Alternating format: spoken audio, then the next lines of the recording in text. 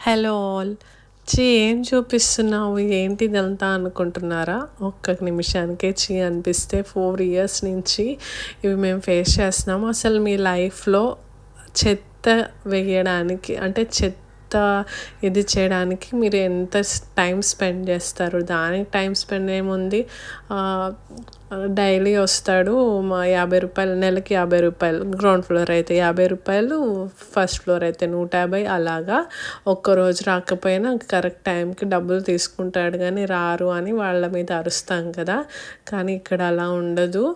ఎవరింటి వెనక అలాగా గొయ్యి తీసి ఉంటుంది, దానిలోనే చెత్త వేసేసుకుంటాము.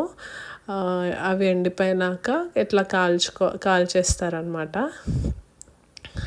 అండ్ మనకి ఇట్లా తీసుకెళ్ళే వాళ్ళు కూడా ఎవరు రారు. ఇది పల్లెటూరు కాబట్టి ఇక్కడ ఆ ఫెసిలిటీ లేదు.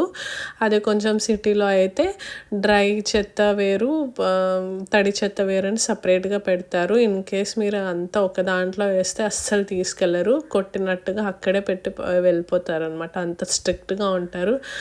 ఏముందిలే, ఎవరు చూడకుండా నైట్ వెళ్ళి ఒక సందులో లేకపోతే ఇంటి ముందన్న వేసేయచ్చు అనుకుంటారు. కానీ ఇక్కడ అలా వేస్తే మాత్రం గట్టిగా ఫైన్ వేస్తారు.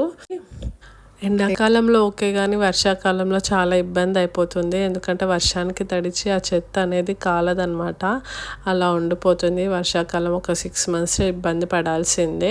ఇంకా మాకు దొరికిన కొంచెం టైంలోనే ఇలా మా హస్బెండ్ మొత్తం క్లీనింగ్ సెషన్ పెట్టుకుంటారు.